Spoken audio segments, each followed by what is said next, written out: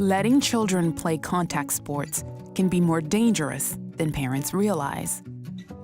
In the book, Truth Doesn't Have a Side, Dr. Omalu shares the true cost of playing contact sports and how to keep your kids safe on the field. I have to say, this book, Truth Doesn't Have a Side, was a fascinating read. Oh, really? Wow. Really good. And I want to pick a quote from it to start with. You said, "Truth will not be moved or intimidated by those who seek to silence it." Yes. And you discovered a groundbreaking truth that American football and contact sports are 100% not safe for the brain. Yes. You discovered a new disease called CTE. So what is that, and what is that truth?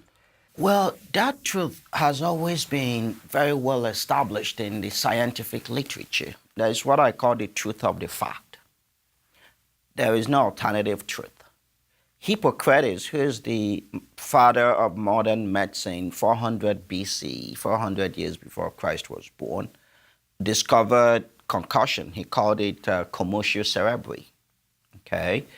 And over the centuries, we have established and always known that in every human activity whereby the human head is exposed to repeated blows, or even a single severe blow, there is a 100% risk exposure to brain damage, if not permanent brain damage.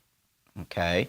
And that permanent brain damage could manifest in CTE. CTE is just one form of brain damage following brain trauma. There are so many others. There's a broad spectrum of diseases. Now, you discovered this, and you sounded the alarm. In America, you were an American immigrant from Nigeria. Yes. And, I mean, American football is huge. It is part of the culture. People grow up with it. They love it.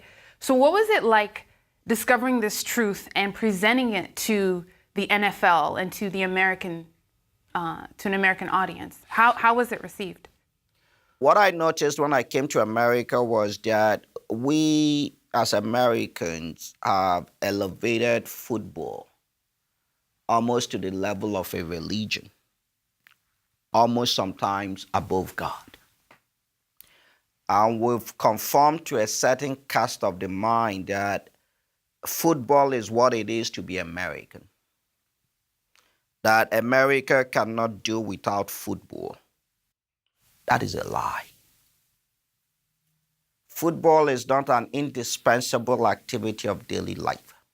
Football is destructive for your child. Now, don't get me wrong. I do not stand for the ban of football. No. Adults are free, and adults have the freedom, liberty, and free will to do whatever they want to do as long as it does not pose a danger or threat to the life of another person. And what science has shown us that if a child plays these games, football, for just one season, with or without a helmet, with or without a reported concussion, there could be evidence of permanent brain damage.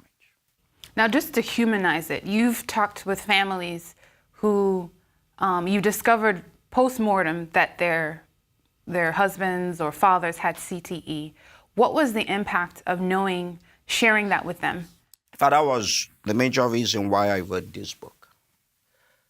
I have encountered so many families, parents. There was a grown-up, very muscular man who was a former coach. He wept on my shoulder. There was a woman who traveled all the way from Texas, a wealthy woman. Her son committed suicide. Her son played football, boxing. I examined the brain, there was CTE. This woman spent about 3 hours in my office. All through the 3 hours, she was sobbing. I wish I had none. I wish I had none. And parents need to know, concussions, subconcussions are not like flu, where you take a drug, it cures you. There is no cure. There is no cure. And come what may, yes, this may be unpopular today. This may be crazy. But I guarantee you the truth prevails. It may take a long time to come. It's not about me. I'm only a lowly made messenger. But come what may, the truth will prevail. And when it prevails, every parent, ask yourself this question. Do you love football more than you love your child? Do you love football more than you love the Spirit of the Lord God Almighty in your child? That you will take that gift of God and intentionally subject it to brain damage. What makes your child a human being? Your child's intuition, your child's intelligence. Because of the love of football. Yeah, I know. I'm sorry, I get passionate. No, that's good. That's good.